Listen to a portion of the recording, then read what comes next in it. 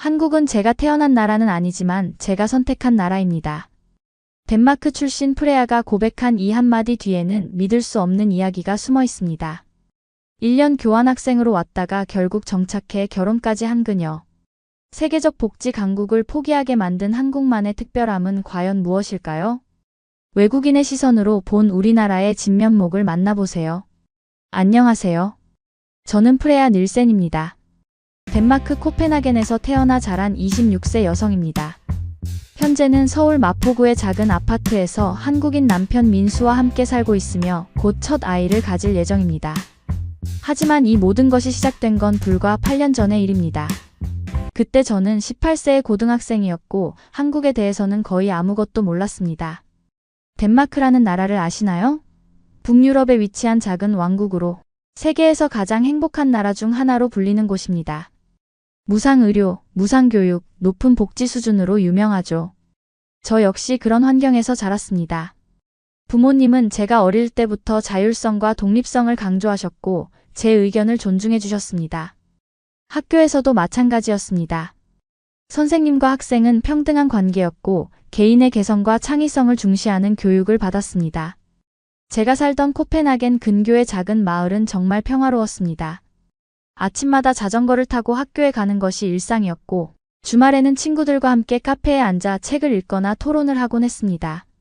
덴마크 사람들은 휘게라는 문화를 중시합니다. 아늑하고 편안한 분위기에서 소중한 사람들과 시간을 보내는 것을 말하는데 저도 그런 문화 속에서 자연스럽게 개인주의적 성향을 갖게 되었습니다. 솔직히 말씀드리면 고등학교 3학년 때까지만 해도 저는 덴마크 밖의 세상에 대해 그리 큰 관심이 없었습니다. 물론 여행은 좋아했지만 대부분 유럽 내에서만 다녔고 아시아는 너무 먼 곳이라고 생각했습니다. 특히 한국이라는 나라는 제게 거의 미지의 영역이었죠. K-팝이나 K-드라마에 대해서도 들어본 적은 있었지만 그리 깊은 관심은 없었습니다. 그런 제가 한국에 교환학생으로 가게 된 것은 정말 우연한 계기였습니다. 학교에서 국제 교환학생 프로그램을 공지했을 때 대부분의 친구들은 미국이나 영국, 호주 같은 영어권 나라를 선택했습니다. 하지만 저는 뭔가 다른 걸 해보고 싶었습니다.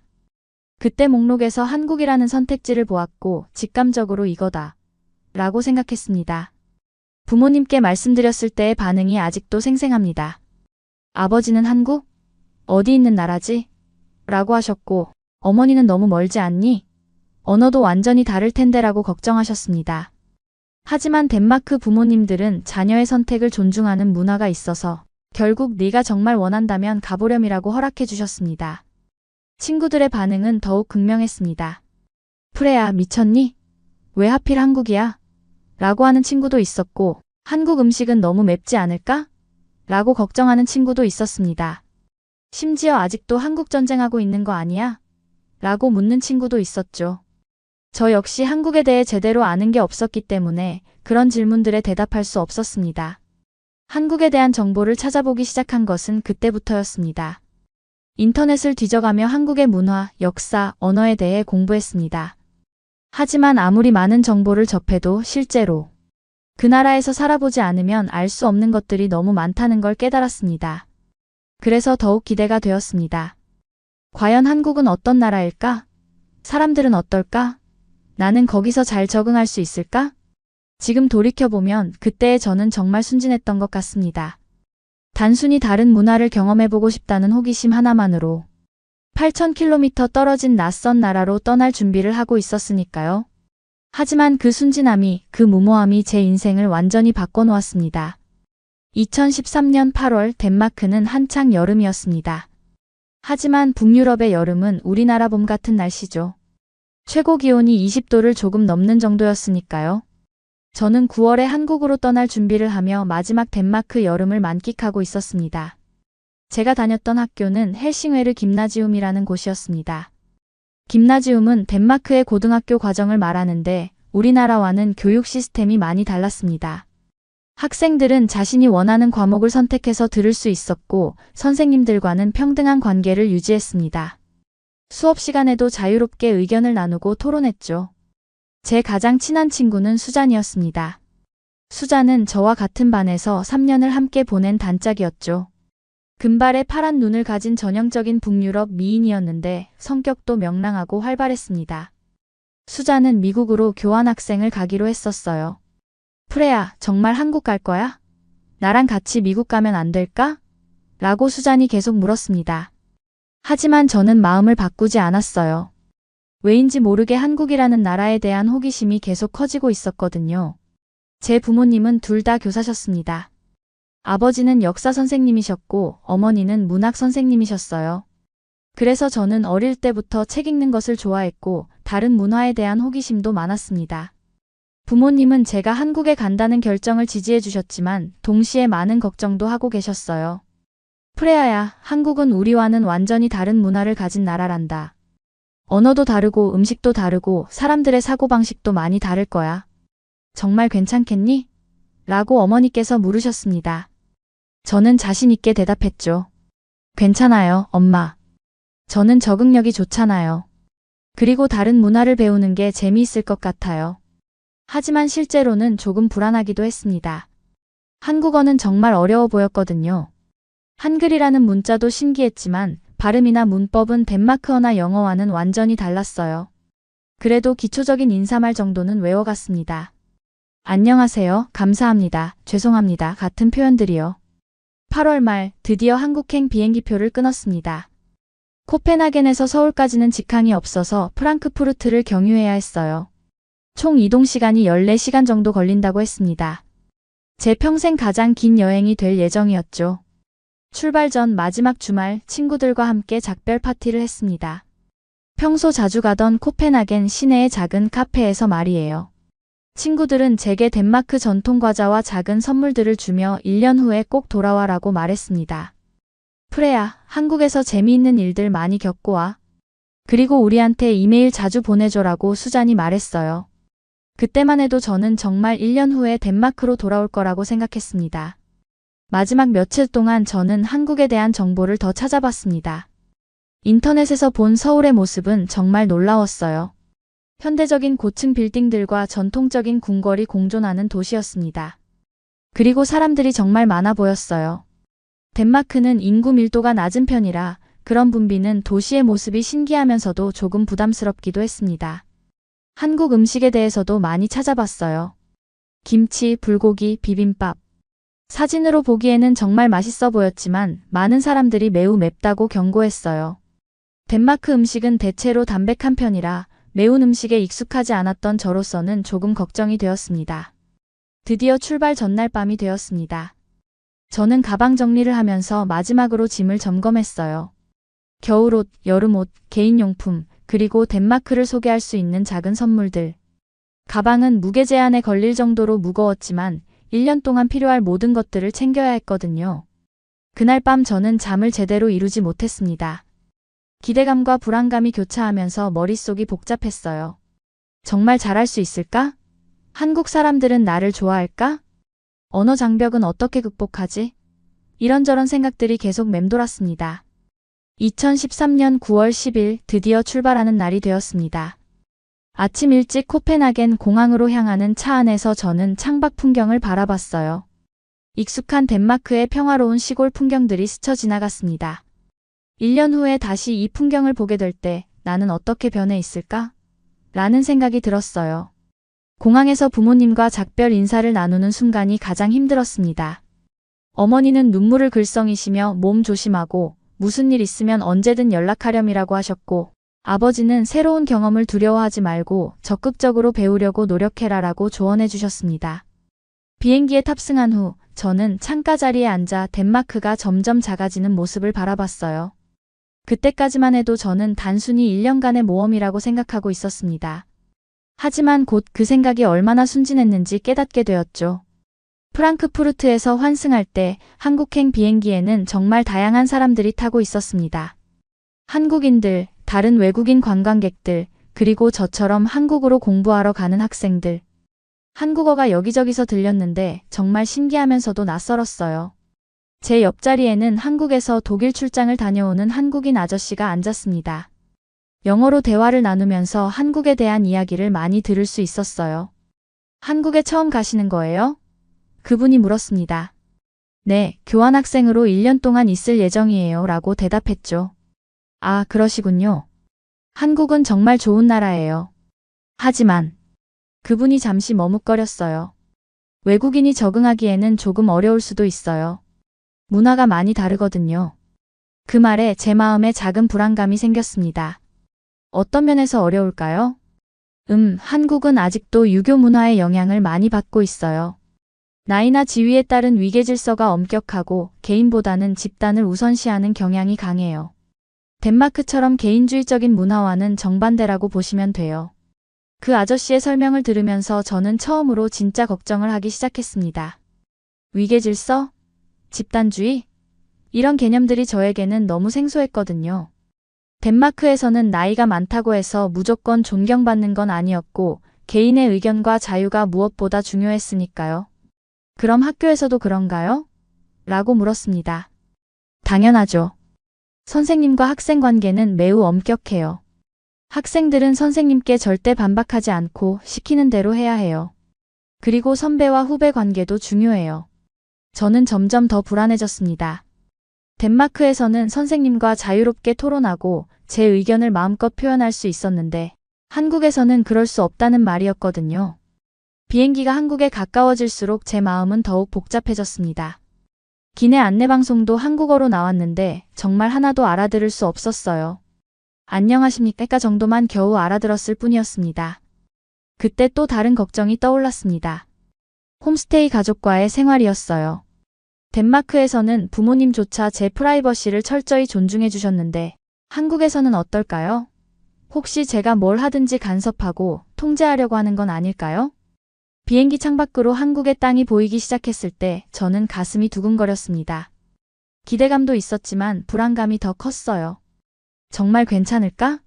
내가 너무 무리한 선택을 한 건 아닐까? 인천공항에 착륙하는 순간 저는 깊은 숨을 들이켰습니다. 이제 정말 한국에 온 것이었어요. 되돌릴 수 없는 선택을 한 거였죠. 공항에서 내리니 습하고 더운 공기가 느껴졌습니다. 9월 중순이었는데도 덴마크보다 훨씬 더웠어요.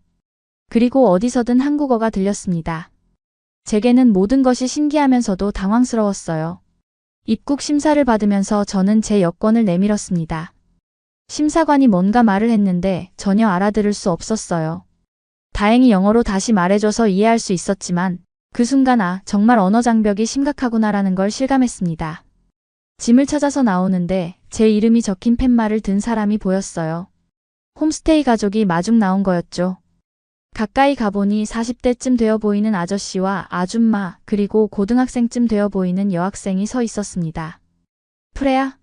라고 아저씨가 물었고 저는 네, 맞습니다. 라고 한국어로 대답했어요. 그러자 세 사람 모두 환한 미소를 지으며 깊숙이 인사를 했습니다. 덴마크에서는 그냥 악수나 포옹 정도만 하는데 이렇게 정중하게 인사하는 모습이 신기했어요. 차로 이동하면서 저는 창밖 풍경을 바라봤습니다. 고층 아파트들이 끝없이 이어져 있었고 도로에는 차들이 정말 많았어요. 덴마크의 한적한 시골과는 완전히 달랐습니다. 정말 다른 세상에 온 것 같다는 생각이 들었어요. 하지만 그때는 몰랐습니다. 이 모든 낯선 것들이 곧 제 인생을 완전히 바꿔놓을 거라는 것을요. 홈스테이 가족의 집에 도착했을 때 저는 정말 놀랐습니다. 아파트 현관문을 열고 들어가니 온 가족이 모여서 저를 기다리고 있었거든요. 할머니, 할아버지부터 시작해서 작은 아이까지. 정말 대가족이었어요. 안녕하세요, 프레야. 잘 왔어요. 라고 모든 분들이 한 목소리로 말하며 박수를 쳤습니다. 저는 어떻게 반응해야 할지 몰라서 어색하게 웃으며 안녕하세요 라고 인사했어요. 홈스테이 아버지인 김철수 씨가 제게 말했습니다. 프레야야, 우리 집에 온 걸 환영해. 1년 동안 편하게 지내렴. 우리 딸이라고 생각하고 말이야. 그 말을 들었을 때 저는 조금 당황했어요. 덴마크에서는 우리 딸이라는 표현을 그렇게 쉽게 쓰지 않거든요. 하지만 그분들의 따뜻한 마음은 느낄 수 있었습니다. 홈스테이 어머니인 박영희 씨는 제 손을 잡으며 배고프지? 음식 준비해놨어. 같이 먹자라고 하셨어요. 거실 테이블에는 정말 많은 음식이 준비되어 있었습니다. 김치, 불고기, 밥, 미역국. 제가 인터넷에서 본 한국 음식들이 가득했어요. 이 모든 게 저를 위해서 준비하신 건가요?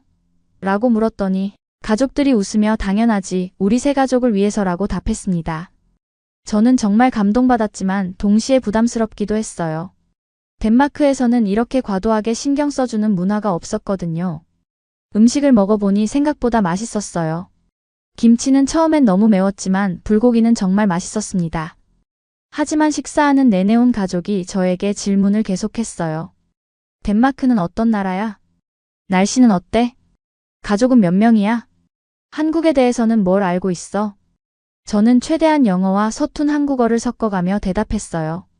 하지만 점점 피곤해지기 시작했습니다. 14시간의 장거리 비행에다가 이렇게 많은 사람들과 계속 대화하는 것이 쉽지 않았거든요. 홈스테이 딸인 민지가 제게 말했습니다. 언니, 제 방과 같이 쓰실 거예요. 괜찮으시죠? 저는 네, 괜찮아요 라고 대답했지만 속으로는 조금 걱정했어요. 덴마크에서는 개인 공간이 정말 중요한데 다른 사람과 방을 같이 써야 한다니. 그날 밤 민지의 방에서 짐을 정리하면서 저는 처음으로 한국에서의 생활이 생각보다 쉽지 않을 거라는 걸 느꼈습니다. 민지는 정말 친절했지만 계속해서 질문을 했어요. 언니는 왜 한국에 왔어요? 덴마크 남자친구 있어요? 한국 음식 중에 뭘 제일 먹고 싶어요?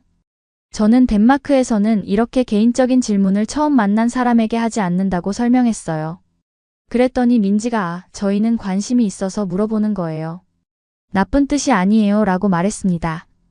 그때 저는 깨달았어요. 한국 사람들의 관심 표현 방식이 덴마크와는 완전히 다르다는 것을요.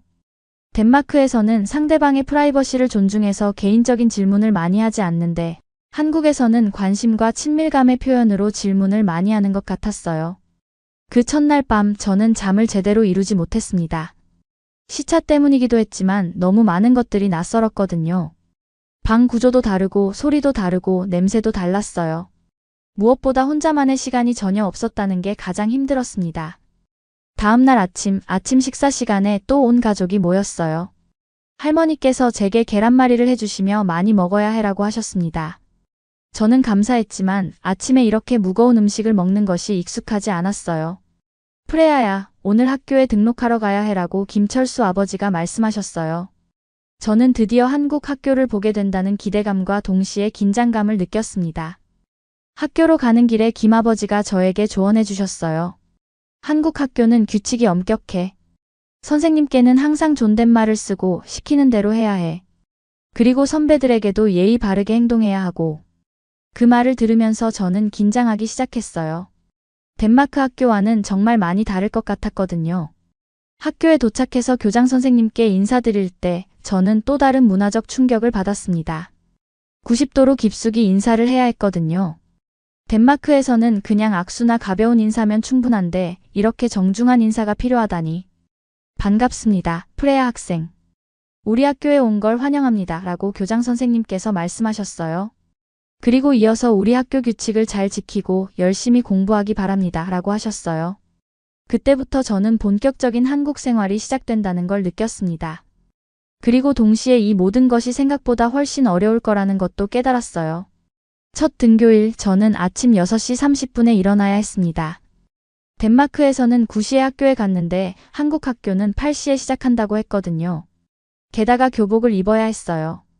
회색 치마에 하얀 블라우스 그리고 넥타이까지. 덴마크에서는 자유로운 복장으로 학교에 갔는데 모든 학생이 똑같은 옷을 입고 있는 모습이 정말 신기했습니다. 학교에 도착하니 정말 많은 학생들이 똑같은 교복을 입고 있었습니다. 그리고 모든 학생들이 정말 빠른 속도로 걸어 다녔어요. 복도에서는 안녕하세요 라는 인사소리가 여기저기서 들렸는데 학생들이 선생님을 보면 모두 깊숙이 인사를 했어요. 제 담임 선생님은 이 선생님이셨는데 정말 엄격해 보이셨어요. 프레야 학생, 우리 반에 온 걸 환영합니다. 우리나라 교육과정을 잘 따라오기 바랍니다 라고 말씀하셨어요. 그리고 교실 앞에 서서 자기소개를 하라고 하셨습니다. 저는 떨리는 목소리로 한국어와 영어를 섞어가며 소개했어요. 안녕하세요. 저는 덴마크에서 온 프레야입니다. 1년 동안 여러분과 함께 공부하게 되어서 기쁩니다. 그랬더니 반 학생들이 박수를 쳐주었어요. 하지만 곧 어려움이 시작되었습니다. 첫 번째 수업은 국어 시간이었는데 선생님이 하시는 말의 절반도 이해할 수 없었어요. 한국어로 진행되는 수업을 따라가는 것이 이렇게 어려울 줄 몰랐습니다. 수학 시간에는 더 당황스러운 일이 있었어요. 선생님이 칠판에 문제를 쓰시고 누가 나와서 풀어볼까? 라고 하셨는데 학생들이 모두 일제이네. 라고 대답하며 손을 들었어요. 덴마크에서는 편안하게 손을 들고 자유롭게 발언하는데 이렇게 군대식으로 반응하는 모습이 정말 낯설었습니다. 점심시간이 되자 반 학생들이 저를 둘러싸고 질문을 쏟아냈어요. 프레야, 덴마크는 정말 추워? 외국 음식만 먹고 살았어? 한국 남자 어때? 케이팝 좋아해? 저는 최대한 친절하게 대답하려고 노력했지만 계속되는 질문에 조금 지쳤어요. 덴마크에서는 점심시간에 조용히 책을 읽거나 친구 한두 명과 조용히 대화하는 것이 일반적인데 이렇게 많은 사람들이 저를 에워싸고 질문하는 상황이 부담스러웠습니다. 특히 어려웠던 건 선배, 후배 문화였어요. 복도에서 선배를 만나면 반드시 인사를 해야 했고 말할 때도 존댓말을 써야 했어요. 1학년 선배에게도 안녕하세요 라고 인사해야 한다는 게 정말 이상했어요. 덴마크에서는 나이와 상관없이 평등하게 대하는데 말이에요. 체육 시간에는 또 다른 충격이 기다리고 있었습니다. 학생들이 모두 일렬로 서서 구령에 맞춰 체조를 했어요. 하나, 둘, 셋, 넷. 선생님의 구령에 맞춰 모든 학생들이 똑같은 동작을 했습니다.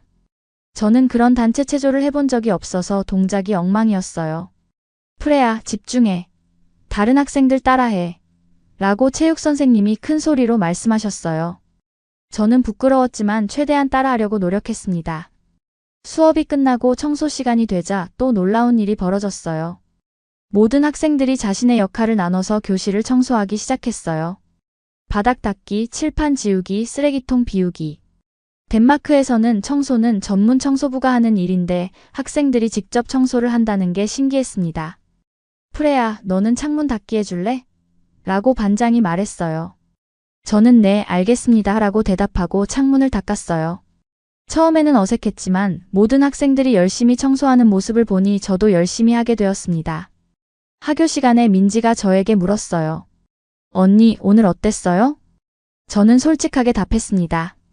정말 다르네요. 덴마크와는 완전히 달라서 적응하는데 시간이 좀 걸릴 것 같아요. 처음에는 누구나 그래요. 저희도 언니를 도와줄게요 라고 민지가 말했어요. 그 말에 조금 위안이 되었습니다. 집에 돌아와서 홈스테이 어머니께서 학교 어땠니? 라고 물으셨어요. 저는 좋았어요 라고 대답했지만 실제로는 조금 혼란스러웠어요. 모든 것이 새롭고 낯설었거든요. 그날 밤 저는 덴마크에 있는 부모님께 이메일을 보냈어요. 엄마, 아빠, 한국 학교는 정말 다르네요. 규칙도 많고 선생님도 엄격해요. 하지만 학생들은 정말 친절해요. 아직 적응하는데 시간이 필요하지만 열심히 해볼게요. 하지만 속으로는 정말 1년을 버틸 수 있을까? 라는 의문이 들기 시작했어요. 한국에 온 지 2주가 지나면서 문화적 차이로 인한 스트레스가 점점 커졌습니다. 가장 힘든 것은 개인적인 시간과 공간이 거의 없다는 것이었어요. 덴마크에서는 혼자 있는 시간이 당연한 권리였는데 한국에서는 혼자 있으려고 하면 왜 우울해? 라고 걱정하는 사람들이 많았습니다. 홈스테이 가정에서도 이런 문제가 계속 생겼어요. 제가 방에서 혼자 책을 읽고 있으면 박영희 어머니께서 문을 두드리며 프레야야, 뭐해? 같이 TV 보자라고 하셨어요. 저는 혼자 있고 싶었지만 그렇게 말하기가 어려웠어요. 어느 날은 정말 당황스러운 일이 있었습니다. 제가 샤워를 하고 있는데 박 어머니께서 샤워실 문을 두드리며 프레야야, 등 밀어줄까? 라고 하셨어요. 덴마크에서는 상상할 수 없는 일이었죠. 저는 괜찮아요. 혼자 할 수 있어요. 라고 정중하게 거절했지만 어머니는 뭘 그렇게 부끄러워해라고 하셨어요. 학교에서도 비슷한 문제들이 계속 생겼습니다. 어느 날 영어 수업 시간에 선생님께서 제게 발표를 시키셨어요. 저는 덴마크 교육 시스템에 대해 설명했는데 덴마크에서는 학생과 선생님이 평등하게 토론한다고 말했어요. 그랬더니 반 학생들이 웅성거리기 시작했어요. 선생님과 평등하다고? 그럼 선생님께 반말해도 돼? 이런 반응들이었죠. 수업 후에 이 선생님께서 저를 따로 부르셨어요. 프레아 학생, 한국에서는 선생님과 학생의 관계가 다릅니다. 서로 다른 역할과 책임이 있는 거예요. 이것을 이해하고 우리 문화에 맞춰주면 좋겠어요. 저는 네, 알겠습니다 라고 대답했지만 속으로는 이해가 되지 않았어요. 왜 나이가 많다는 이유만으로 무조건 존경받아야 하는지, 왜 학생은 의견을 자유롭게 표현할 수 없는지 말이에요. 더 큰 문제는 급식 문화였습니다. 점심시간에 혼자 조용히 먹고 싶었는데 한국 학생들은 항상 무리를 지어서 먹었어요. 제가 혼자 앉아 있으면 프레아야, 왜 혼자 앉아 있어? 우리랑 같이 앉아라고 했어요. 처음에는 친절함이라고 생각했는데 매일 반복되니까 부담스러워지기 시작했어요. 가끔은 정말 혼자만의 시간이 필요했거든요. 하지만 그런 말을 하면 왜 우리가 싫어? 라고 오해할까봐 말을 못하겠더라고요. 주말에도 마찬가지였어요. 저는 혼자 서울 시내를 둘러보고 싶었는데 홈스테이 가족들은 혼자 다니면 위험해. 우리가 같이 가줄게 라고 하셨어요. 18세인 제게는 이런 보호가 과잉 간섭으로 느껴졌어요. 김철수 아버지께서는 프레아는 우리 딸이니까 걱정되는 거야. 혼자 다니다가 길 잃으면 어떻게 해라고 하셨어요. 하지만 저는 스스로 길을 찾고 혼자 문제를 해결하는 것에 익숙했거든요. 어느 날 반 친구들과 함께 노래방에 갔는데 그곳에서도 문화적 충격을 받았어요. 학생들이 선배, 후배 순서로 노래를 불렀고 후배들은 선배가 노래할 때 박수를 쳐주어야 했어요. 제가 덴마크에서는 그냥 부르고 싶은 사람이 부르는데요 라고 말했더니 한 선배가 여기는 한국이야. 한국 방식을 따라야지라고 말했어요. 그 말에 저는 조금 기분이 상했어요. 그날 밤 저는 정말 심각하게 고민했어요. 덴마크 부모님께 전화를 걸어서 하소연했어요. 엄마, 여기 생활이 생각보다 힘들어요. 모든 게 규칙투성이고 개인적인 시간도 없고. 어머니께서는 그래도 1년만 참아라. 네가 선택한 거잖니. 그리고 다른 문화를 이해하는 것도 좋은 경험이야 라고 하셨어요. 하지만 저는 점점 더 답답해졌어요. 매일 아침 일찍 일어나서 교복을 입고 학교에서는 조용히 앉아서 선생님 말씀만 듣고 집에서는 온 가족과 함께 시간을 보내야 하고 제 개성과 자유가 점점 사라지는 느낌이었어요. 특히 힘들었던 것은 언어 문제였어요. 제가 한국어로 말하면 문법이 틀렸다고 친구들이 고쳐주었는데 그럴 때마다 위축되었어요. 영어로 말하면 한국에 왔으니까 한국어로 말해야지라는 반응도 있었고요. 어느 날 수업 시간에 한국 역사를 배웠는데 일제강점기와 한국전쟁에 대한 내용이었어요. 학생들이 정말 진지하게 듣고 있었고 어떤 학생은 울기도 했어요. 저는 그런 모습을 보면서 한국 사람들의 역사에 대한 깊은 감정을 느꼈지만 동시에 더욱 외국인으로서의 거리감을 느꼈어요. 나는 여기서 진짜 외국인이구나. 절대 완전히 이해받을 수 없는 존재구나라는 생각이 들었어요. 그날 일기에 저는 이렇게 썼어요. 한국에 온 지 한 달이 되었지만 아직도 모든 게 낯설다. 사람들은 친절하지만 나의 방식을 인정해주지 않는 것 같다.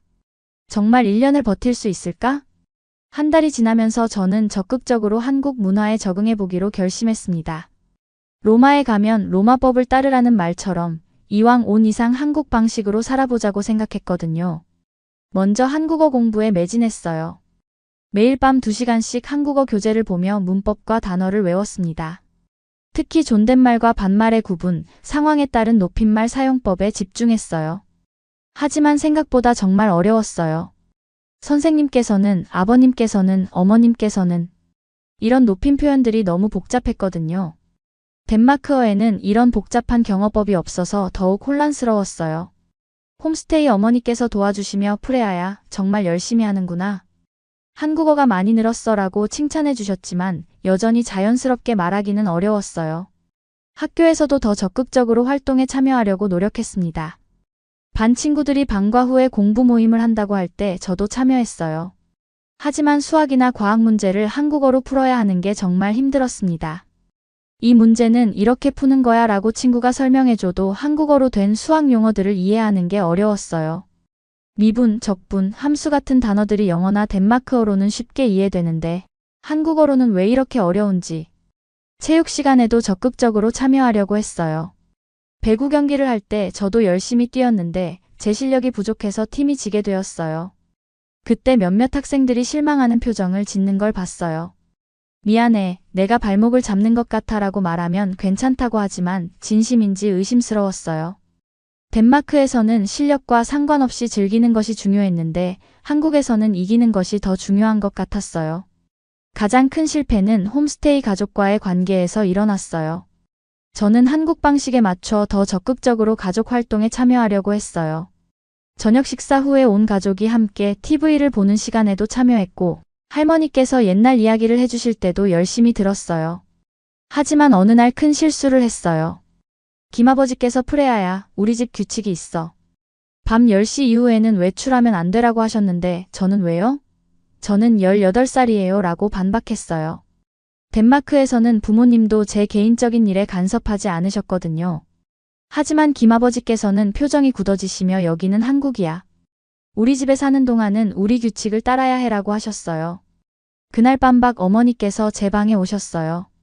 프레아야, 아버지 마음 이해해줘. 너를 보호하고 싶은 마음이야 라고 하셨죠.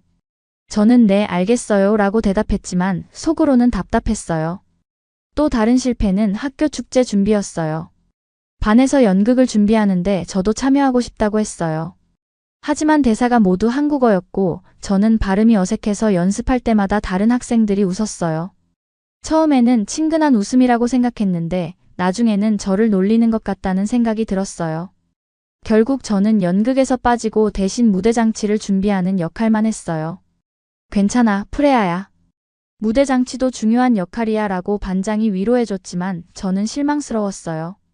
덴마크에서는 연극에서 주인공도 여러 번 해봤는데 여기서는 단순한 보조 역할밖에 할 수 없다니. 한국 음식에 적응하는 것도 어려웠어요. 김치는 여전히 너무 맵했고 된장찌개의 냄새도 익숙하지 않았어요. 하지만 홈스테이 가족들 앞에서는 맛있어요 라고 말하며 억지로 먹었어요. 어느 날은 정말 매운 떡볶이를 먹다가 눈물이 나왔는데 가족들이 프레아가 떡볶이를 좋아하네라고 오해하셨어요. 그래서 다음 날도 떡볶이를 해주셨고 저는 또 눈물을 흘리며 먹어야 했어요.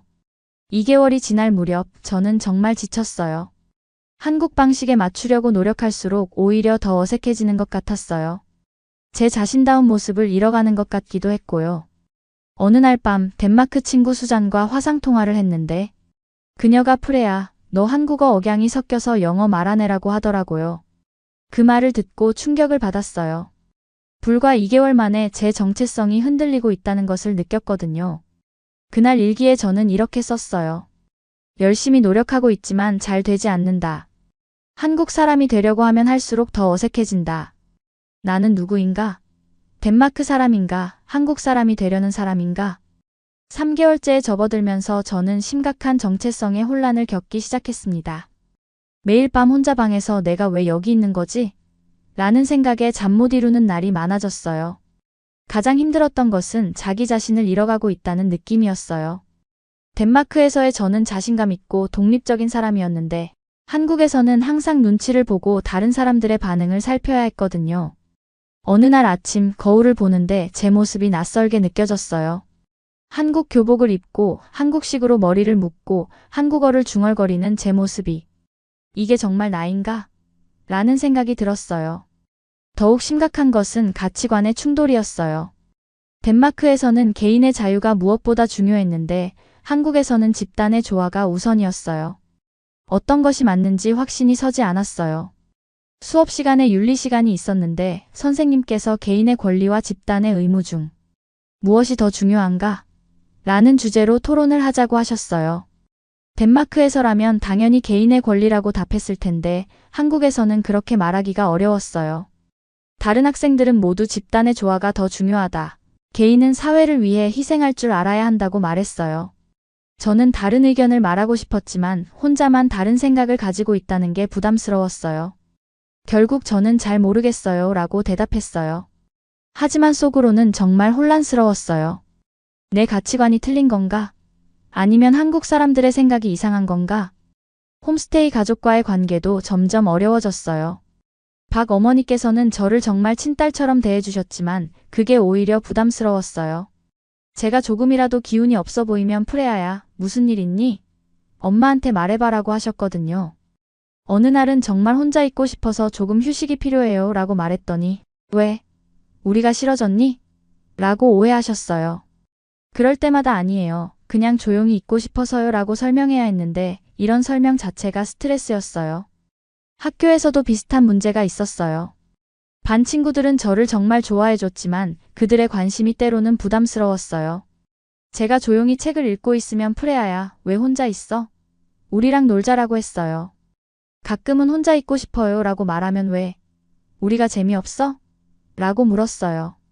그럴 때마다 저는 어떻게 설명해야 할지 몰랐어요. 덴마크에서는 혼자 있는 것이 자연스러운 일인데 여기서는 그것 자체가 문제로 인식되는 것 같았어요. 더 심각한 문제는 언어였어요. 한국어 실력이 늘수록 오히려 더 어려워지는 것 같았어요. 단순한 인사말은 할 수 있었지만 제 감정이나 생각을 정확히 표현하기는 여전히 어려웠거든요. 특히 미묘한 감정을 표현할 때가 가장 힘들었어요. 덴마크어로는 쉽게 설명할 수 있는 감정이 한국어로는 어떻게 말해야 할지 몰랐어요. 그래서 점점 말이 적어지고 제 감정을 속으로만 사귀게 되었어요. 어느 날 밤 정말 견디기 어려워서 화장실에 들어가서 울었어요. 소리를 내지 않으려고 수건으로 입을 막고 울었어요. 그때 문득 내가 뭘 하고 있는 거지? 왜 이렇게 힘들게 살고 있지? 라는 생각이 들었어요. 다음 날 아침 식사 시간에 김아버지께서 프레아야, 요즘 많이 힘들어 보인다. 괜찮니? 라고 물으셨어요. 저는 네, 괜찮아요 라고 대답했지만 사실은 전혀 괜찮지 않았어요. 그날 학교에서 상담 선생님과 면담이 있었어요. 선생님께서 교환학생 생활은 어때요? 라고 물으셨을 때 저는 정말 정직하게 답하고 싶었어요. 하지만 잘 적응하고 있습니다 라고 거짓말했어요. 왜냐하면 힘들다고 말하면 노력이 부족하다, 마음가짐이 잘못됐다고 할 것 같았거든요. 그래서 저는 계속 혼자 감당해야 했어요. 그날 밤 저는 정말 심각하게 고민했어요. 중도에 포기하고 덴마크로 돌아가는 것도 방법일까? 이런 생각을 하는 제 자신이 한심했지만 정말 한계에 다다른 것 같았어요. 덴마크 부모님께 전화를 걸고 싶었지만 걱정을 끼치고 싶지 않아서 참았어요. 대신 일기에 모든 감정을 쏟아냈어요. 나는 누구인가? 덴마크 사람도 한국 사람도 아닌 어정쩡한 존재인가? 정말 1년을 버틸 수 있을까? 아니면 지금이라도 포기해야 할까? 그렇게 고민하던 중 뜻밖의 만남이 저를 기다리고 있었어요. 그런 절망적인 시기에 정말 뜻밖의 조력자가 나타났습니다. 학교 상담 선생님이신 김 선생님이었어요. 어느 날 복도에서 저를 보시더니 프레야, 잠깐 상담실로 올래? 하고 부르셨어요. 처음에는 무슨 문제가 있나 싶어 걱정했는데 선생님께서는 따뜻한 미소를 지으며 이렇게 말씀하셨습니다. 요즘 많이 힘들어 보이는구나. 선생님도 젊었을 때 독일에서 1년간 교환학생을 했었는데 너와 똑같은 고민을 했었어. 그 한마디에 제 마음의 문이 열렸어요. 지금까지 아무도 제 진짜 감정을 이해해주지 못했는데 김 선생님은 달랐어요. 정말요? 선생님도 그런 경험이 있으시다고요? 그럼 처음 6개월은 정말 지옥 같았어. 독일어도 서툴고 독일 사람들의 직선적인 성격도 이해 안 됐고 매일 한국으로 돌아가고 싶었지. 김 선생님께서는 당신의 독일 생활 경험을 자세히 들려주셨어요. 언어 장벽, 문화 충격, 정체성 혼란. 제가 겪고 있는 모든 어려움을 그분도 똑같이 경험하셨더라고요. 하지만 그 힘든 시간을 견뎌내니까 정말 소중한 걸 얻을 수 있었어. 다른 문화를 이해하는 능력, 어떤 상황에서도 적응할 수 있는 유연성, 그리고 진정한 국제적 감각 말이야. 그 말씀을 들으면서 저는 조금씩 희망을 품기 시작했어요.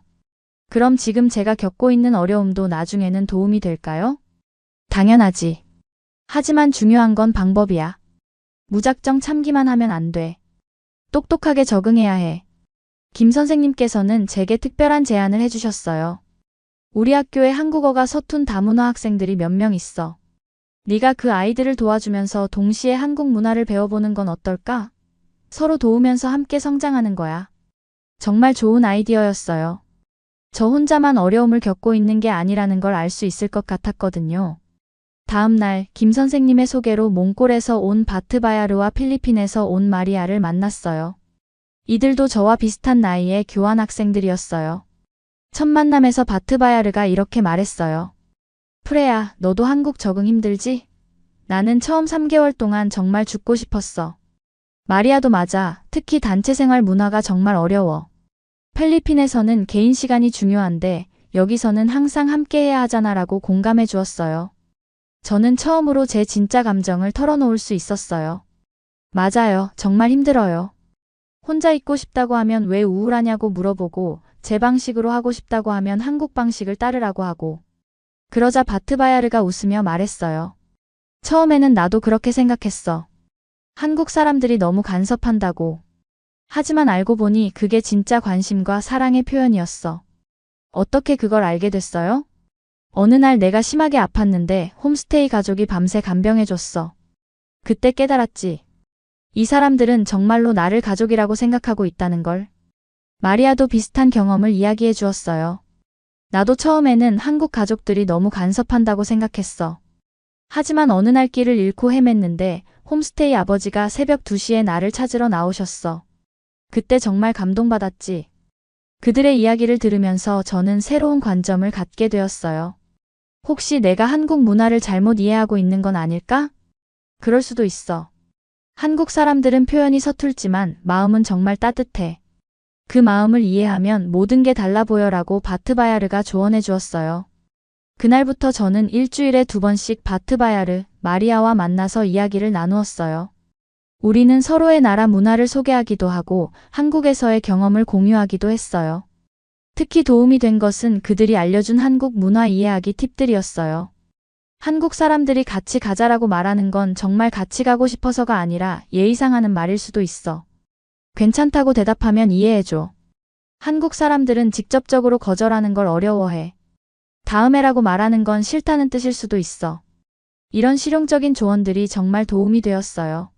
제가 지금까지 모든 말을 문자 그대로 받아들였는데 한국에서는 말 속에 숨겨진 의미가 있다는 걸 알게 되었거든요.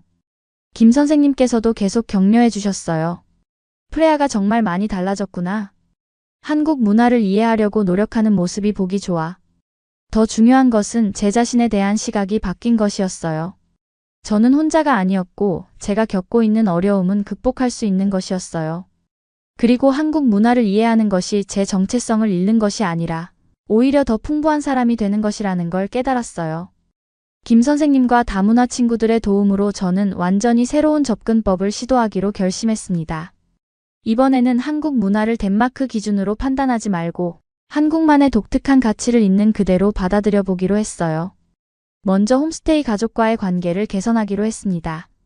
박영희 어머니께서 저에게 보이시는 관심이 간섭이 아니라 사랑의 표현이라는 것을 인정하고 그에 맞게 반응해 보기로 했어요. 매일 저녁 오늘 하루 어땠는지 물어보시는 것에 대해 성의껏 대답하기 시작했어요. 이전에는 그냥 괜찮았어요 라고 간단히 답했는데 이제는 오늘 한국사 시간에 조선 왕조에 대해 배웠는데 정말 흥미로웠어요. 500년이나 지속된 왕조라니 놀라워요 라고 자세히 말씀드렸어요. 그러자 박 어머니께서는 정말 기뻐하시며 더 많은 이야기를 들려주셨어요. 그래, 우리나라 역사는 정말 자랑스러운 게 많아. 임진왜란 때 이순신 장군 이야기도 들어봤니? 이렇게 대화가 자연스럽게 이어졌어요. 가족 식사 시간에도 적극적으로 참여하기 시작했어요. 할아버지께서 옛날 이야기를 해주실 때도 진짜로 관심을 갖고 들었어요. 한국전쟁 당시의 이야기, 경제 발전 과정에 대한 이야기들이 정말 흥미로웠거든요. 할아버지 세대가 정말 대단한 것 같아요. 그 어려운 시기를 극복하고 지금의 한국을 만드셨으니까요 라고 말씀드렸더니 할아버지께서 눈물을 글썽이시며 기뻐하셨어요. 학교에서도 새로운 전략을 세웠어요.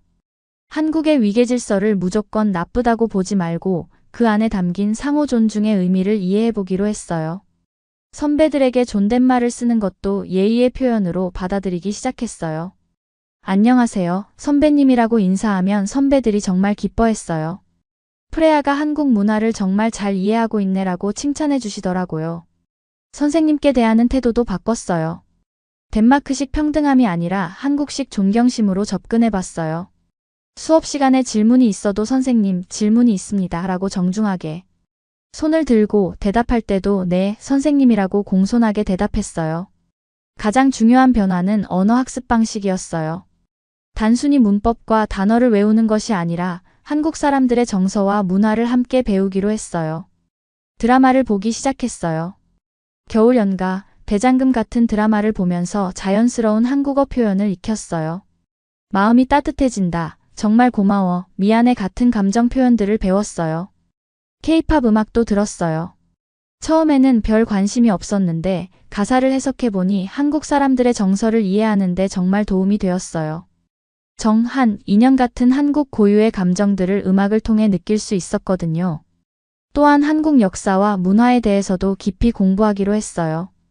도서관에서 한국 현대사 책을 빌려 읽으며 이 나라가 어떤 과정을 거쳐 지금에 이르렀는지 이해하려고 노력했어요. 6.25 전쟁 이후 70년 만에 세계 10위권 경제대국이 된 한국의 역사를 알고 나니 한국인들의 근면함과 교육열이 이해되기 시작했어요. 이 사람들이 왜 이렇게 열심히 사는지, 왜 교육을 중시하는지 이제 알겠어라는 생각이 들었어요. 바트바야르와 마리아에게도 제 새로운 계획을 이야기했어요.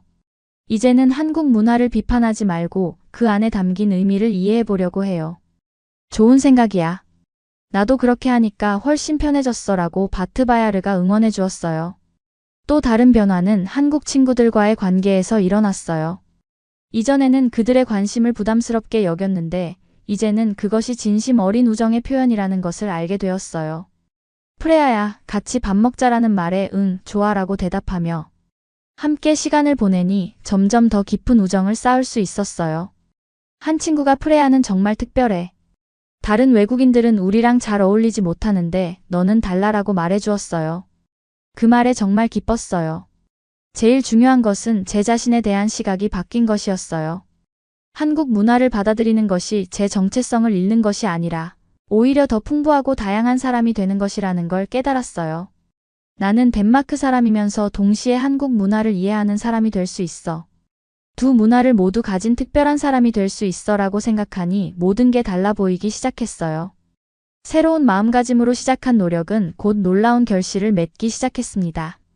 가장 먼저 변화가 나타난 것은 홈스테이 가족과의 관계였어요. 어느 날 저녁 박 어머니께서 평소처럼 프레아야, 오늘 학교에서 뭐 했니? 라고 물으셨을 때 저는 이전처럼 그냥 별거 없어요 라고 대답하는 대신 하루 있었던 일들을 자세히 말씀드렸어요. 오늘 한국사 시간에 정말 재미있는 걸 배웠어요. 세종대왕이 한글을 만들 때 기존 지배층들이 얼마나 반대했는지 몰랐어요. 그런데도 백성들을 위해 끝까지 밀고 나가셨다니 정말 존경스러워요. 그러자 박 어머니의 얼굴이 환하게 밝아지셨어요. 그래, 세종대왕은 정말 위대한 분이지. 한글이 없었다면 우리가 지금처럼 쉽게 글을 읽고 쓸 수 있었을까? 그날부터 저녁 시간이 완전히 달라졌어요. 단순한 인사치레가 아니라 진짜 가족들 간의 깊은 대화가 이어졌어요. 할아버지께서도 옛날 이야기를 더 자세히 들려주시기 시작했어요. 프레아야, 할아버지가 젊었을 때는 정말 가난했어. 하루 세끼 먹기도 어려웠지. 그런데 지금 우리나라를 봐. 정말 꿈만 같아. 할아버지의 이야기를 들으면서 저는 한국이라는 나라가 얼마나 놀라운 발전을 했는지 실감할 수 있었어요. 그리고 그 발전 뒤에는 할아버지 같은 분들의 희생과 노력이 있었다는 것도 알게 되었어요. 학교에서도 눈에 띄는 변화가 있었어요. 선생님들께 정중하게 인사드리고 존댓말을 자연스럽게 사용하자 선생님들께서 저를 더욱 따뜻하게 대해주셨어요. 특히 김 선생님께서는 프레아가 정말 많이 달라졌구나. 한국 문화를 이해하려고 노력하는 모습이 보기 좋아라고 칭찬해 주셨어요. 이 선생님께서도 수업 후에 저를 따로 부르셔서 프레아 학생, 요즘 수업 태도가 정말 좋아졌어요. 질문도 적절하게 하고 다른 학생들과도 잘 어울리고라고 말씀해 주셨어요. 친구들과의 관계에서도 큰 진전이 있었어요. 이전에는 그들의 관심을 부담스럽게 여겼는데 이제는 그것이 진심 어린 우정의 표현이라는 것을 알게 되었거든요. 프레아야, 같이 밥 먹자라는 말에 응, 좋아라고 대답하며 함께 시간을 보내니 점점 더 깊은 우정을 쌓을 수 있었어요. 민수라는 남자친구가 특히 저에게 많은 도움을 줬어요. 민수는 영어를 잘해서 제가 이해하지 못하는 한국어를 설명해주곤 했어요. 프레아야, 정이라는 단어 알아? 이건 한국 사람들에게 정말 중요한 감정이야. 가족이나 친구에 대한 따뜻한 마음을 말하는 거야. 민수의 설명을 들으면서 저는 한국 사람들이 왜 그렇게 끈끈한 관계를 중시하는지 이해할 수 있었어요. 한국어 실력도 눈에 띄게 늘었어요. 드라마를 보며 배운 자연스러운 표현들을 실제 대화에서 사용하니 친구들이 정말 놀라워했어요. 프레아야, 한국어 정말 늘었다. 이제 완전 한국 사람 같아라고 친구들이 감탄했어요. 특히 한국의 정서를 담은 표현들을 사용할 때 한국 사람들이 더욱 반가워하는 것을 느꼈어요. 마음이 따뜻해진다나 정말 고마워 같은 표현을 쓸 때 사람들의 표정이 환해지는 것을 보며 언어 속에 담긴 문화의 힘을 실감했어요. 체육 시간에도 변화가 있었어요. 이전에는 한국식 단체 운동이 어색했는데 이제는 그 안에 담긴 협동 정신을 이해하게 되었어요. 배구 경기를 할 때도 이전에는 제 개인 실력에만 집중했는데 이제는 팀워크를 중시하게 되었어요. 제가 실수해도 괜찮아, 다음에 잘하면 되라고 격려해주는 친구들을 보며 한국 사람들의 따뜻함을 느꼈어요. 음식에도 점점 익숙해졌어요. 김치는 여전히 조금 매웠지만 이제는 그 매운맛이 중독성 있다는 걸 알게 되었어요. 된장찌개, 김치찌개도 맛있게 먹을 수 있게 되었어요. 홈스테이 할머니께서 프레야가 이제 진짜 우리 손녀 같다라고 하시며 더 많은 한국 음식을 해주셨어요. 떡국, 잡채, 불고기. 하나씩 배워가며 한국의 맛에 빠져갔어요. 가장 큰 변화는 제 마음가짐이었어요. 이전에는 언제 덴마크로 돌아갈까라고 생각했는데 이제는 한국에서 더 많은 것을 배우고 싶다라고 생각하게 되었어요. 어느 날 밤 일기에 이렇게 썼어요. 한국에 온 지 4개월이 지났다. 처음에는 정말 힘들었지만 이제는 이곳이 제2의 고향처럼 느껴진다. 한국 사람들의 따뜻함, 가족 같은 정서, 그리고 끈기 있는 정신력을 배우고 있다. 1년 후에 덴마크로 돌아가야 한다는 게 벌써부터 아쉽다. 정말 놀라운 변화였어요. 불과 몇 개월 전만 해도 한국을 떠나고 싶어 했던 제가 이제는 한국을 떠나는 게 아쉽다고 생각하다니. 하지만 모든 것이 순조롭게 흘러가던 중 예상치 못한 최대의 위기가 찾아왔습니다. 한국에 온 지 6개월이 지난 2월 말 갑작스럽게 덴마크에서 긴급 연락이 왔어요. 그날은 평범한 화요일 저녁이었어요. 홈스테이 가족들과 함께 저녁 식사를 하며 웃고 있었는데 갑자기 제 휴대폰이 울렸어요. 덴마크에서 오는 전화였어요. 프레야야, 전화 받아라고 김아버지께서 말씀하셨어요. 저는 네라고 대답하며 전화를 받았어요. 프레야야? 어머니의 목소리였는데 평소와 달리 떨리고 있었어요. 엄마, 무슨 일이에요? 프레야야, 할아버지가 갑자기 쓰러지셨어. 그 순간 제 머릿속이 하얗게 변했어요. 뭐라고요? 오늘 오후에 갑자기 뇌졸중으로 쓰러지셔서 지금 중환자실에 계셔. 의식이 없는 상태야. 저는 말을 잇지 못했어요. 할아버지는 저를 가장 아껴주셨던 분이었거든요. 제가 한국에 오는 것을 가장 응원해 주셨던 분이기도 했고요. 얼마나 심각한가요? 어머니의 목소리가 더욱 떨렸어요. 의사 선생님이 많이 위험하다고 하셔. 프레야, 지금 당장 돌아와야 할 것 같아. 그 말을 들었을 때 저는 정말 세상이 무너지는 것 같았어요. 할아버지는 제가 한국에 오기 전에 1년 후에 돌아와서 한국 이야기 많이 들려달라고 하셨는데 홈스테이 가족들이 제 표정을 보고 심상치 않다는 걸 눈치채셨어요. 전화를 끊은 후 상황을 설명하자 모든 분들이 깊이 걱정해 주셨어요. 프레야야, 큰일이구나. 가족이 우선이야. 빨리 가서 할아버지를 뵈어야 해라고 김아버지께서 말씀하셨어요. 박 어머니께서는 눈물을 글썽이시며 할아버지께서 괜찮아지실 거야. 걱정하지 말라고 위로해 주셨어요. 그날 밤 저는 잠을 한숨도 이룰 수 없었어요. 덴마크행 비행기표를 알아보니 문제가 있었어요. 갑자기 예약하려니 가격이 평소의 3배나 뛰어 올랐고 직항편은 모두 매진이었어요. 겨우 구한 항공편도 환승을 2번이나 해야 했어요. 프랑크푸르트와 암스테르담을 거쳐서 가야 했는데 총 이동 시간이 24시간이 넘었어요. 더욱 절망적인 것은 다음날 아침 또 다른 소식이 온 것이었어요. 할아버지의 상태가 더욱 악화되어 의사가 시간이 얼마 남지 않을 수도 있다는 말을 했다는 것이었어요. 저는 그 순간 내가 한국에 온 것이 잘못된 선택이었나? 라는 자책감에 빠졌어요. 가장 소중한 사람의 마지막 순간에 곁에 있어주지 못할지도 모른다는 두려움이 컸어요. 학교에서도 긴급 상황임을 이해하고 조기 귀국을 허락해 주었어요. 담임 선생님께서는 가족이 우선이야, 프레야. 할아버지께서 괜찮아지시길 바란다고 말씀해 주셨어요. 하지만 가장 큰 문제는 비행기표 값이었어요. 홈스테이 가족에게 돈을 빌려달라고 할 수도 없었고 부모님께서 보내주시는 돈을 기다리기에는 시간이 너무 촉박했어요. 제가 어떻게 해야 할지 몰라 우는 모습을 보신 김아버지께서 놀라운 말씀을 하셨어요. 프레야야, 걱정하지 마. 우리가 비행기표 값을 대신 내줄게. 아니에요. 그럴 수는 없어요. 너무 큰 돈인데? 프레야는 우리 딸이야. 딸이 어려울 때 부모가 도와주는 게 당연하지 않니? 박 어머니께서도 그래, 프레야야. 돈은 나중에 여유될 때 천천히 갚으면 돼. 지금은 빨리 가는 게 중요해라고 하셨어요. 저는 그 순간 정말 감격해서 눈물을 흘렸어요. 남의 나라에서 겨우 6개월을 산 외국인을 위해 그런 큰 도움을 주신다는 것이 믿어지지 않았거든요. 더욱 놀라운 것은 학교 친구들의 반응이었어요. 제가 급히 떠난다는 소식을 듣고 반 전체가 모여서 할아버지 쾌유를 위한 편지를 써주었어요. 민수가 대표로 편지를 전해주며 프레아야, 할아버지께서 빨리 나으시길 우리 모두 기도할게. 그리고 꼭 다시 돌아와라고 말했어요. 다른 친구들도 할아버지께 안부 전해달라. 프레아가 없으면 우리 반이 너무 심심할 거야 라고 말해주었어요. 김 선생님께서도 프레아야, 가족이 우선이야. 하지만 여기서 기다리고 있을 테니까 언제든 다시 와라고 격려해 주셨어요. 공항으로 가는 차 안에서 저는 정말 복잡한 심정이었어요. 할아버지 걱정도 컸지만 한국을 떠나야 한다는 것도 너무 아쉬웠어요. 지난 6개월간 제가 경험한 한국인들의 따뜻함과 배려는 진짜였어요. 그리고 이들이 저를 단순한 외국인이 아니라 진정한 가족으로 여기고 있다는 것을 느꼈어요. 비행기에 오르기 전 홈스테이 가족들이 모두 나와서 배웅해 주셨어요.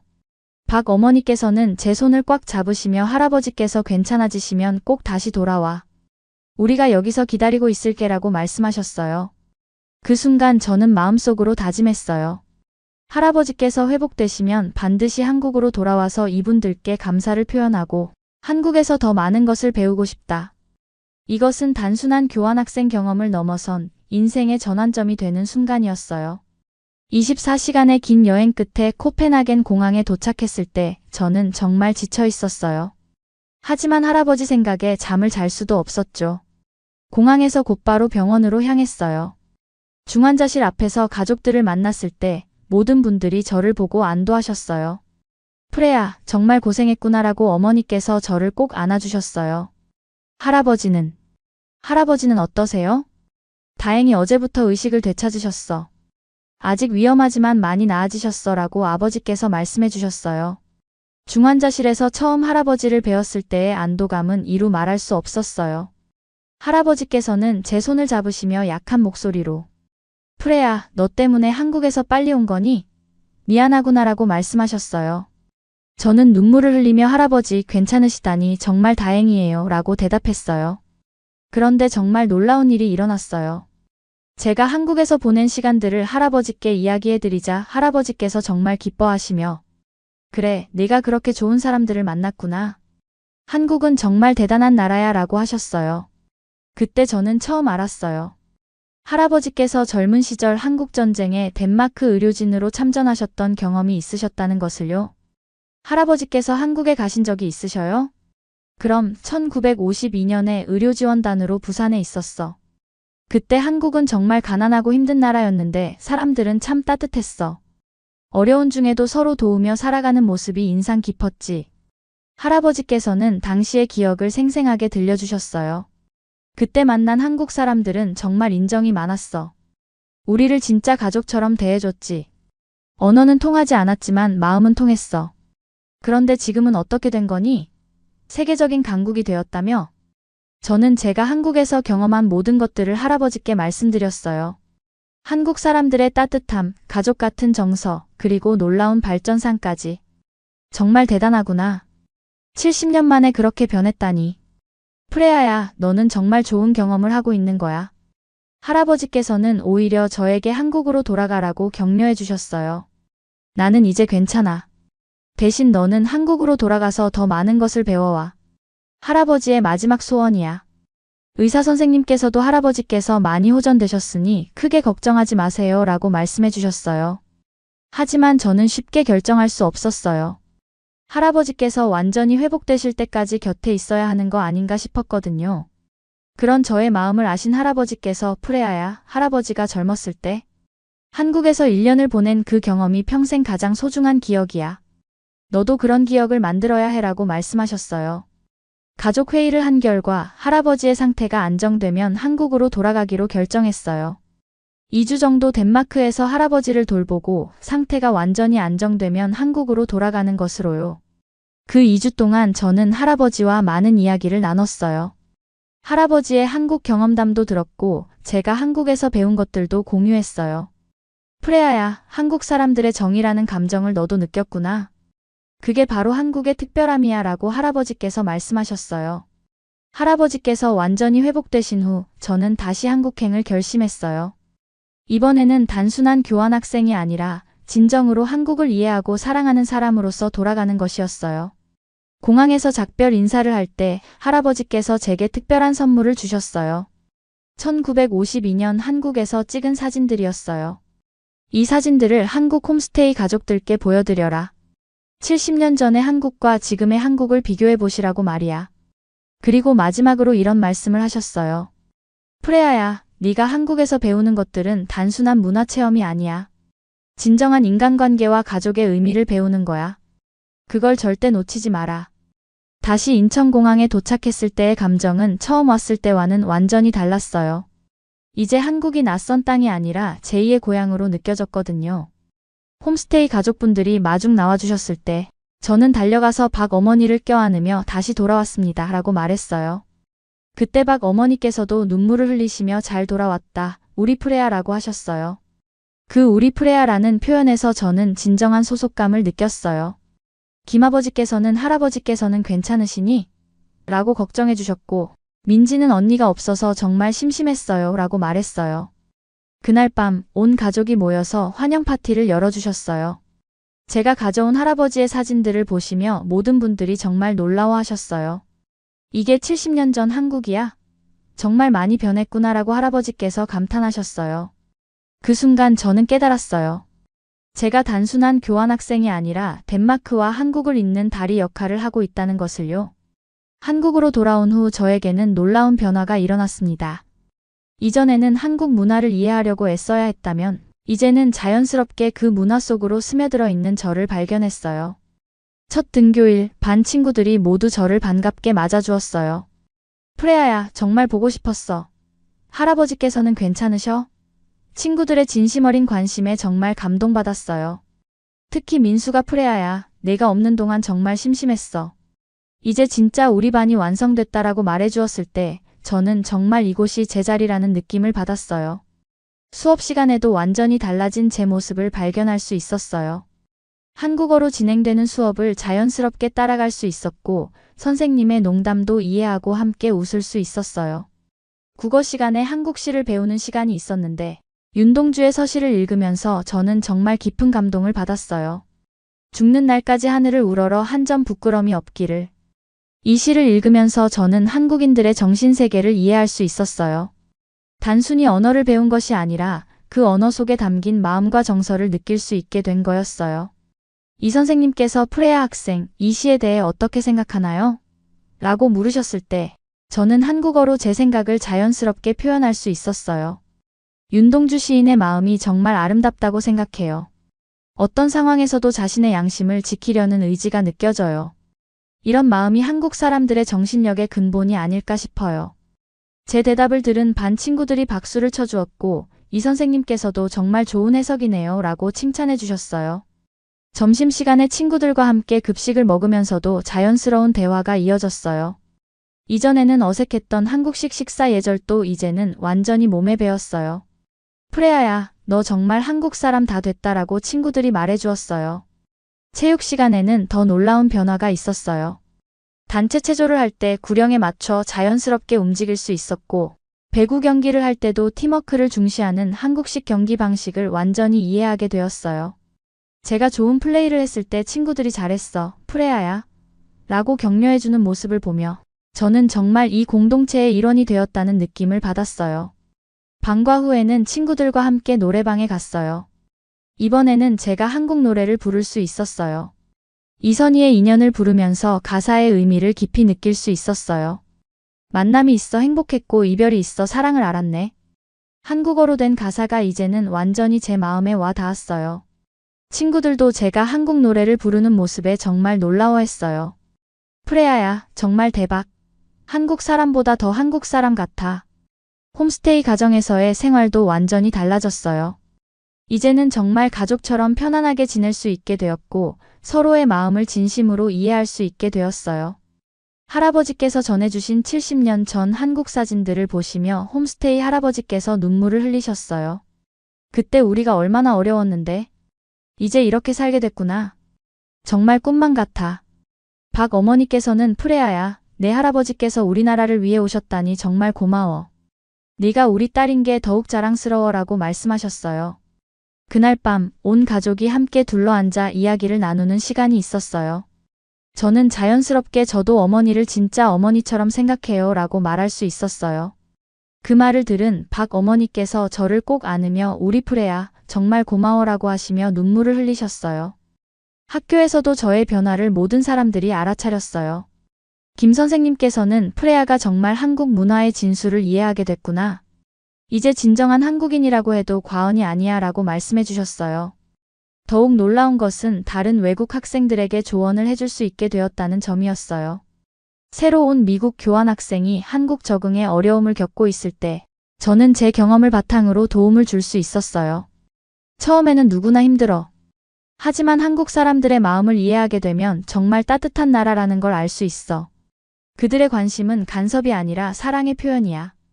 제 조언을 들은 그 학생도 점점 적응해 나가는 모습을 보였어요. 그때 저는 깨달았어요. 제가 단순히 한국 문화에 적응한 것이 아니라 두 문화를 이해하고 연결할 수 있는 특별한 능력을 갖게 되었다는 것을요. 한국으로 돌아온 지 한 달이 지나면서 제 주변에는 정말 놀라운 변화들이 일어나기 시작했어요. 무엇보다 제 자신이 완전히 달라진 사람이 되었다는 것을 느꼈어요. 가장 먼저 나타난 변화는 언어 실력이었어요. 한국어가 이제 제 두 번째 모국어처럼 자연스러워졌거든요. 꿈도 한국어로 꾸고 혼잣말도 한국어로 하게 되었어요. 어느 날 덴마크 친구 수잔과 화상통화를 했는데 그녀가 놀라면서 프레야, 너 완전히 달라졌다. 말하는 방식도, 표정도, 심지어 웃는 것도 달라졌어 라고 말했어요. 정말? 어떻게 달라졌는데? 더 따뜻해 보여. 그리고 말할 때도 더 감정을 많이 표현하게 됐고, 예전보다 훨씬 인간적으로 변했다고 해야 하나? 수잔의 말을 들으며 저는 정말 많은 것이 변했다는 걸 실감했어요. 한국에서 배운 정의 문화가 제 성격에도 영향을 준 것 같았어요. 학교에서도 제 변화를 모든 사람들이 알아차렸어요. 선생님들께서는 저를 완전히 한국 학생으로 대해주셨고 친구들도 저를 외국인이라고 생각하지 않는 것 같았어요. 특히 놀라운 일이 있었어요. 학교에서 다문화 이해 교육을 실시하는데 교장 선생님께서 저에게 덴마크 문화 소개를 부탁하신 거예요. 프레아 학생이 우리 학교에서 가장 성공적으로 적응한 외국 학생이에요. 그런 프레아 학생이 들려주는 문화 이야기라면 다른 학생들에게 큰 도움이 될 거예요. 강당에서 전교생을 대상으로 발표를 하는 날, 저는 한국어로 덴마크를 소개했어요. 하지만 단순한 문화 소개가 아니라 두 나라의 차이점과 공통점, 그리고 서로 배울 수 있는 점들을 이야기했어요. 덴마크는 개인의 자유를 중시하는 나라이고 한국은 공동체의 조화를 중시하는 나라예요. 처음에는 이런 차이 때문에 힘들었지만 이제는 두 가지 모두 소중한 가치라는 걸 알게 되었어요. 발표가 끝난 후 많은 학생들이 저에게 다가와서 질문을 했어요. 프레아 언니, 덴마크로 돌아가면 한국이 그리울 것 같아요? 네, 정말 그리울 것 같아요. 이제 한국도 제 고향이니까요. 그 대답을 듣고 학생들이 박수를 쳐주었어요. 그 순간 저는 정말 뿌듯함을 느꼈어요. 홈스테이 가정에서도 놀라운 변화가 있었어요. 이제는 제가 집안일도 자연스럽게 도와드렸고 가족 회의에도 참여해서 의견을 말할 수 있게 되었어요. 어느 날 민지가 대학 진학 문제로 고민할 때 저도 가족 회의에 참여해서 조언을 해줄 수 있었어요. 민지야, 네가 정말 하고 싶은 일이 뭔지 생각해봐. 다른 사람들의 기대보다는 내 자신의 꿈이 중요해. 제 조언을 듣고 민지가 언니 말이 맞아요. 저는 국제관계학과에 가고 싶어요. 언니처럼 다른 나라 문화를 이해하고 도움을 주는 일을 하고 싶어요 라고 말했어요. 김아버지께서는 프레아가 우리 집에 좋은 영향을 주고 있구나. 민지도 더 넓은 시야를 갖게 됐어 라고 말씀하셨어요. 지역사회에서도 제가 유명해지기 시작했어요. 동네 아주머니들께서 저를 보시면 프레아가 정말 우리나라를 사랑하는구나 라고 말씀해 주셨어요. 마트에서 장을 볼 때도 한국어로 자연스럽게 대화하는 제 모습을 보고 점원분들이 어머, 한국 사람인 줄 알았네라고 놀라워하셨어요. 더욱 특별한 일도 있었어요. 지역신문에서 저를 인터뷰하겠다고 연락이 온 거예요. 성공적으로 적응한 외국 교환학생이라는 제목으로 기사를 쓰겠다고 하셨어요. 인터뷰에서 기자분이 성공적인 적응의 비결이 뭐라고 생각하세요? 라고 물으셨을 때 저는 이렇게 대답했어요. 한국 사람들의 마음을 이해하려고 노력한 것 같아요. 처음에는 그들의 방식이 이상하다고 생각했는데 알고 보니 그 안에는 따뜻한 사랑과 배려가 담겨 있었어요. 기사가 나간 후 학교로 격려 전화가 많이 왔어요. 다른 지역의 교환학생 부모님들이 우리 아이도 프레아처럼 잘 적응할 수 있을까요? 라고 문의하시기도 했어요. 김 선생님께서는 프레아가 이제 한국의 문화대사가 됐구나라고 농담으로 말씀하셨어요. 하지만 가장 의미 있는 변화는 제 내면의 성장이었어요. 이전에 저는 개인주의적이고 독립적이기만 했는데 이제는 공동체의 소중함도 이해하게 되었어요. 또한 어려운 상황에서도 포기하지 않는 끈기와 다른 사람들과 조화롭게 지내는 방법도 배웠어요.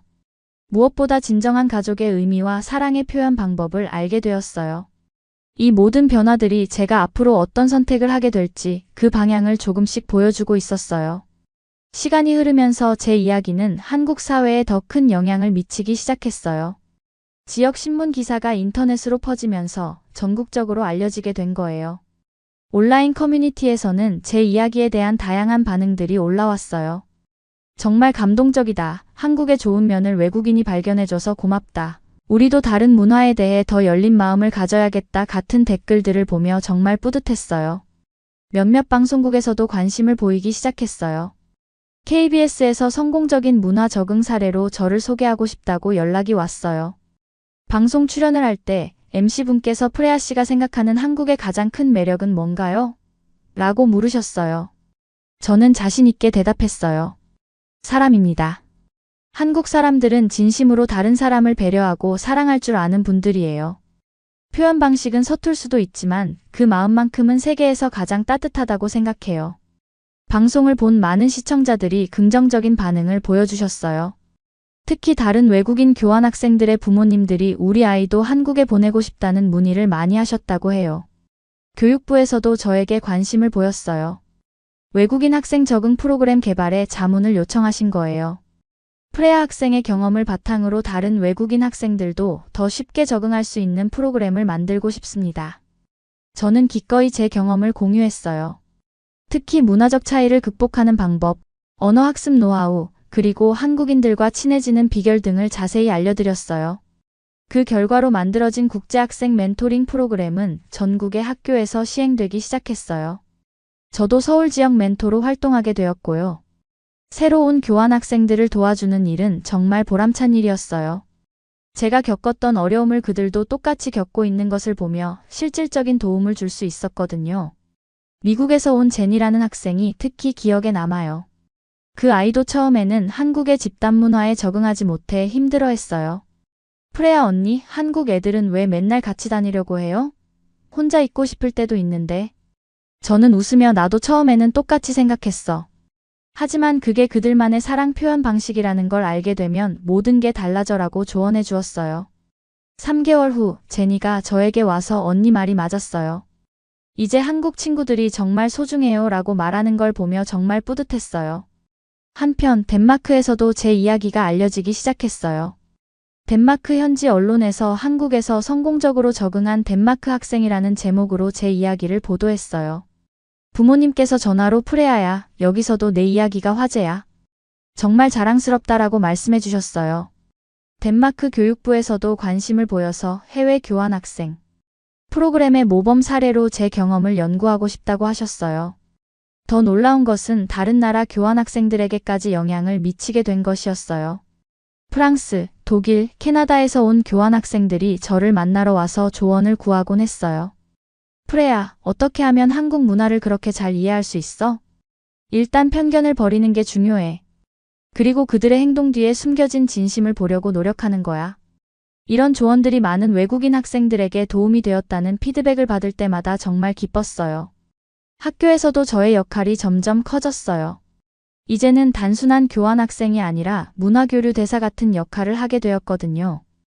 외국에서 학교를 방문하는 손님들이 오시면 저에게 통역과 안내를 부탁하곤 했어요.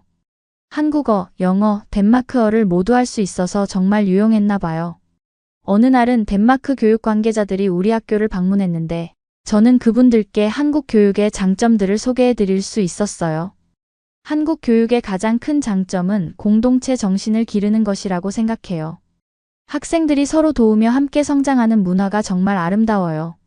그 결과 덴마크와 우리 학교 간의 정식 교류 협정이 체결되기도 했어요. 제가 작은 다리 역할을 한 거죠. 이 모든 일들을 겪으면서 저는 제가 단순한 교환학생이 아니라 두 나라를 연결하는 특별한 역할을 하고 있다는 것을 깨달았어요. 그리고 이런 경험이 제 미래에도 큰 영향을 미칠 거라는 예감이 들었어요. 교환학생 기간이 끝나갈 무렵 저는 인생을 바꾸는 중대한 결정을 내렸습니다. 덴마크로 돌아가서 대학을 가는 대신 한국에서 대학에 진학하기로 한 거예요. 이 결정을 내리기까지는 정말 많은 고민이 있었어요. 부모님께 말씀드리는 것도 쉽지 않았거든요. 화상통화로 부모님께 제 결정을 말씀드렸을 때 처음에는 정말 놀라셨어요. 프레아야, 정말 확실한 거니? 덴마크에서도 좋은 대학에 갈 수 있는데. 네, 정말 확실해요. 저는 한국에서 더 많은 것을 배우고 싶어요. 어머니께서는 걱정스러운 표정으로 그럼 우리와는 멀리 떨어져서 살겠다는 거니? 라고 물으셨어요. 저는 아니에요. 이제 저에게는 두 개의 고향이 있는 거예요. 덴마크도 고향이고 한국도 고향이에요. 라고 대답했어요. 결국 부모님께서는 제 진심을 이해해 주시고 허락해 주셨어요. 네가 정말 원하는 일이라면 지지해 줄게.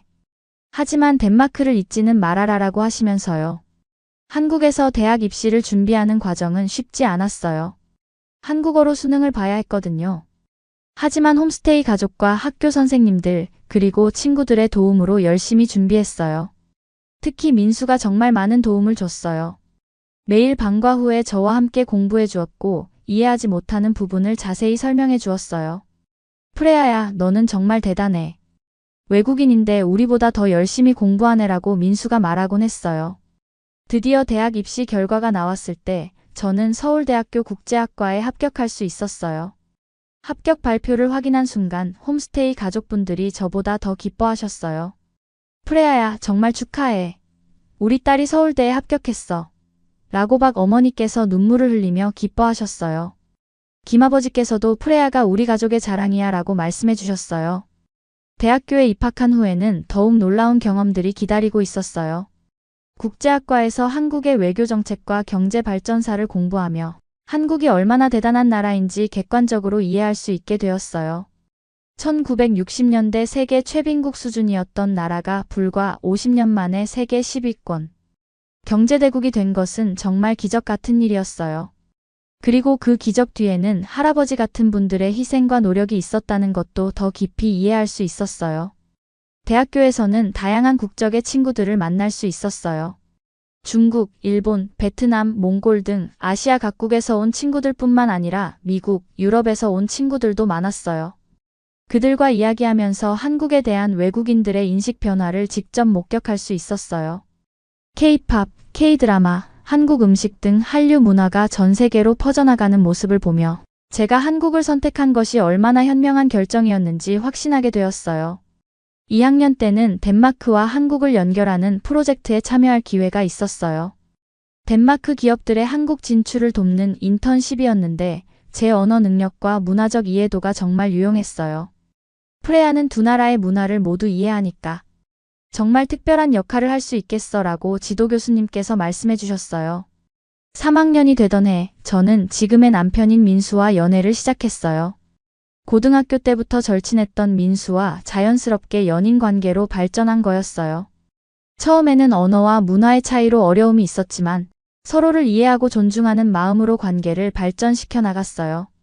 민수는 제가 한국 문화에 적응하는 과정을 누구보다 잘 알고 있었고 저 역시 한국 남성의 가족에 대한 책임감과 배려심을 존경하게 되었어요. 프레아야, 너와 함께 있으면 세상이 더 넓어 보여라고 민수가 말하곤 했어요.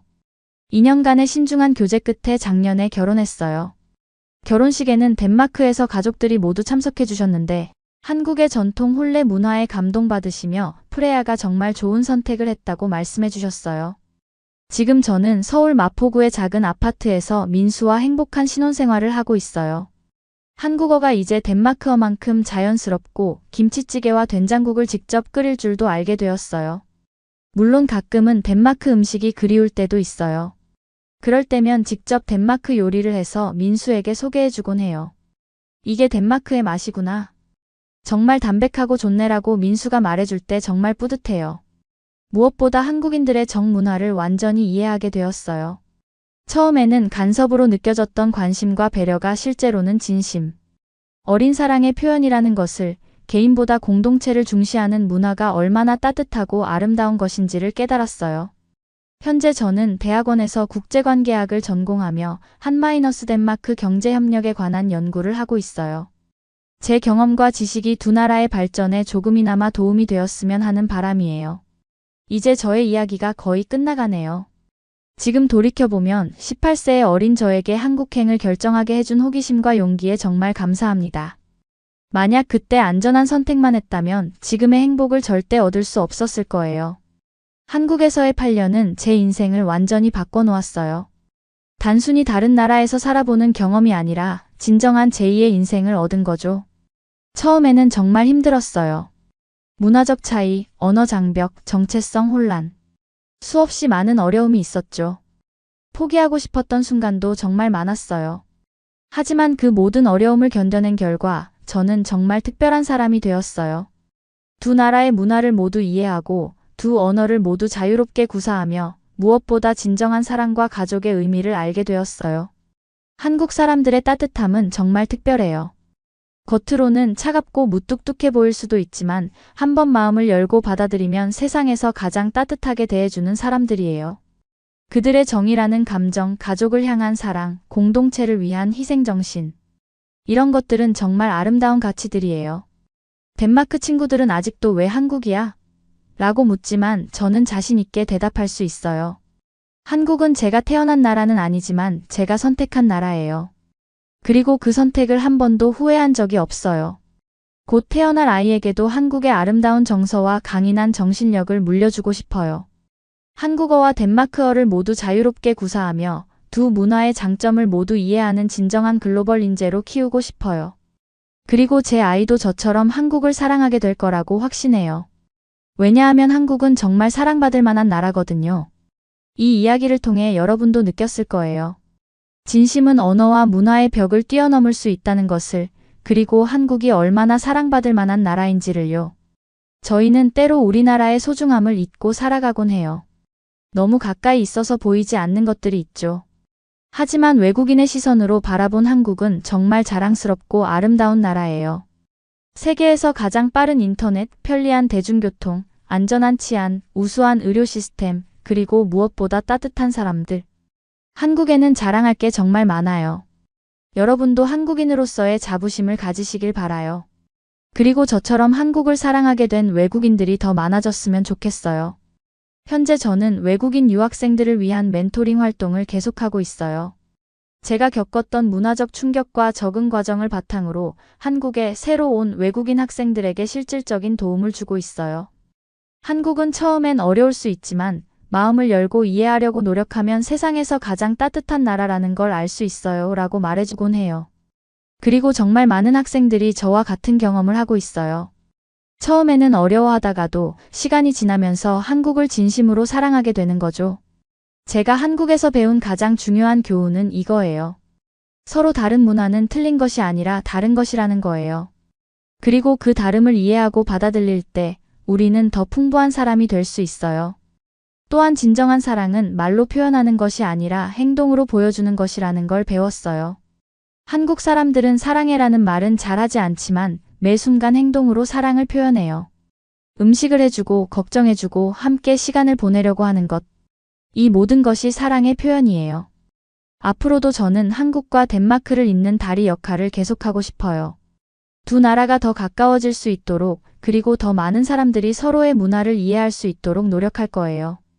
혹시 여러분 주변에도 한국에 관심을 갖고 있는 외국인 친구들이 있다면 따뜻하게 도와주세요. 그들이 한국의 진짜 모습을 알 수 있도록 도움을 주세요. 그리고 여러분도 다른 문화에 대해 열린 마음을 가져주세요. 처음에는 이상하고 어색할 수도 있지만 이해하려고 노력하다 보면 새로운 세상이 열릴 거예요. 이 감동적인 이야기가 여러분 마음에 닿았기를 바라요. 좋아요와 구독을 눌러주시면 더 많은 해외 감동 사연을 전해드리겠어요.